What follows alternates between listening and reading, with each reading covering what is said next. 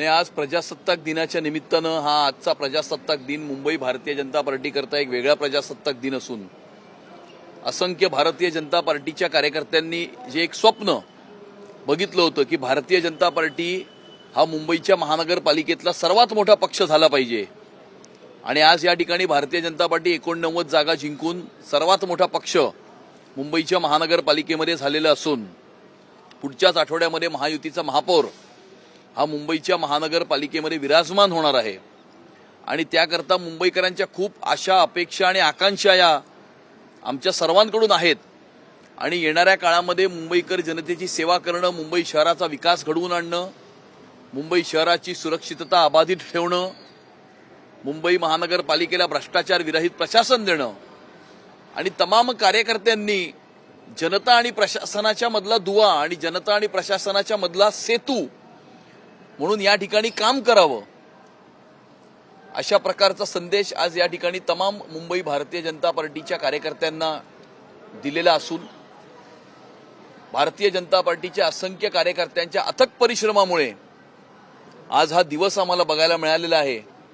त्या असंख्य कार्यकर्ते येणाऱ्या काळामध्ये मुंबईकर जनतेची सेवा करतील, मुंबईकर जनतेची स्वप्न पूर्ण करतील आणि मुंबईकर जनतेच्या ज्या अपेक्षा आहेत, ज्या आशा आहेत, ज्या आकांक्षा आहेत ते पूर्ण करण्यासाठी दिवस रात्र अहोरात्र प्रयत्न करून राबतील अशा प्रकारचा संकल्प आम्ही सर्वांनी आज घेतलेला आहे। सर, काल पद्मभूषण पुरस्कार जो आहे तो भगतसिंग कोश्यारी यांना जाहीर झालेला आहे, मात्र संजय राऊत असं म्हणतात की महाराष्ट्राचा अपमान करणाऱ्यांचा भाजप जो आहे तो सन्मान करत आहे।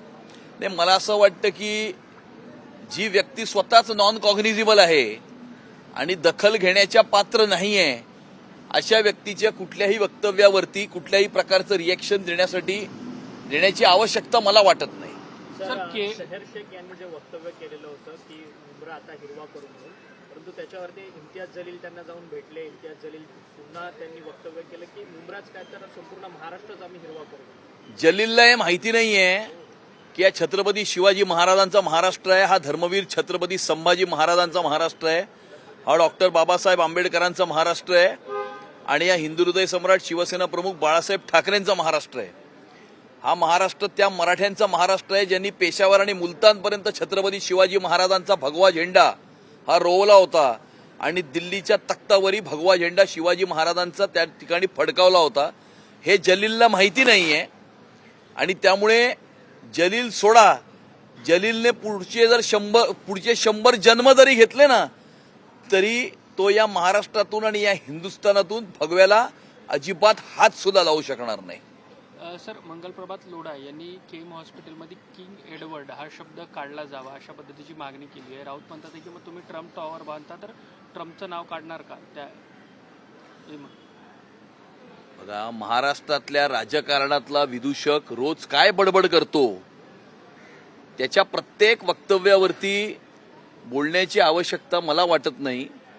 त्यामुळे तो रोज काहीतरी बडबड करत असतो आणि तो एक एंटरटेनमेंट आहे, त्याला सिरियसली घेण्याची आवश्यकता नाही। सर, गणेश नाईक म्हणतात की कल्याण डोंबिवली आणि अंबरनाथमध्ये तहात हरलो, भाजप तहात हरलेली आहे। खरं तर जर पक्षाने खुली सूट दिली असती तर ठाण्यात देखील भाजपचाच महापौर बसवला असता, अशा पद्धतीचं वक्तव्य गणेश नाईक हे करताना पाहायला मिळतं।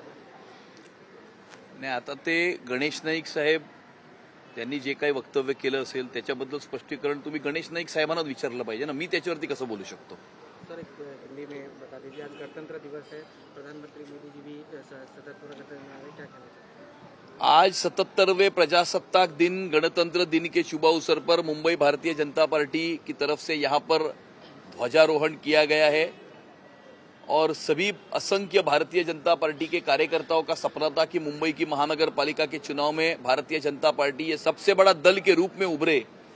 वो सपना पूरा हुआ है और आज भारतीय जनता पार्टी के सभी कार्यकर्ताओं ने संकल्प लिया है कि आने वाले समय में मुंबई महानगर पालिका को भ्रष्टाचार विरहित प्रशासन देने के लिए, मुंबई शहर का विकास करने के लिए, मुंबई शहर की सुरक्षितता अबाधित रखने के लिए हम सभी आने वाले समय में परिश्रम करेंगे और मुंबईकर जनता और प्रशासन के बीच में जो सेतु होता है उस सेतु की भूमिका में असंख्य भारतीय जनता पार्टी मुंबई के सभी कार्यकर्ता आएंगे और मुंबईकर जनता के सपने पूरा करने के लिए मेहनत करेंगे। मेयर पद को लेकर क्या कहना चाहते हैं, किस तरीके से अगले हफ्ते में भारतीय जनता पार्टी, शिवसेना और रिपब्लिकन पार्टी ऑफ इंडिया की महायुति का महापौर मुंबई की महानगर पालिका में विराजमान होगी और हिंदुत्व का भगवा झंडा जो है वो मुंबई की महानगर पालिका पर लहराएगा। एमआईएम जिस तरीके से लगातार बयान दे रही है, आपको लगता है कि क्या ये इस्लामिक पार्टी है, इस तरीके के बयानबाजियों को लेकर? एमआईएम को ये पता नहीं है कि ये छत्रपति शिवाजी महाराज का महाराष्ट्र है,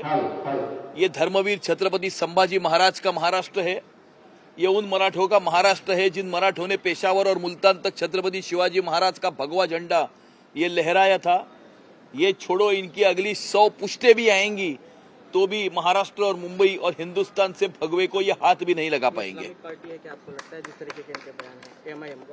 ये समाज विघातक, देश विघातक, देश विरोधी आतंकवादी मानसिकता रखने वाले ये लोग हैं, समाज को विभाजित करने वाले लोग हैं।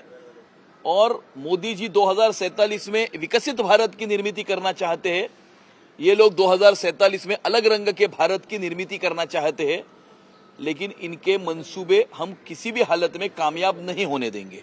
सर, एक शेवटचा प्रश्न.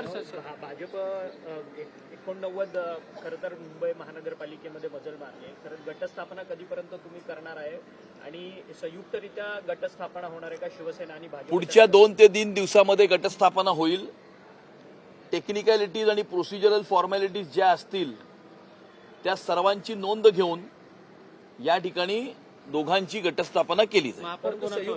संयुक्तरित्या गटस्थापना होणार आहे की वेगवेगळ्या गट? मी म्हटलं की टेक्निकॅलिटीज आणि लीगल फॉर्मॅलिटीज प्रमाणे जे योग्य असेल त्यानुसार गटाची स्थापना केली जाईल. महापौर कोणाचा होईल सर? महायुतीचा महापौर होईल.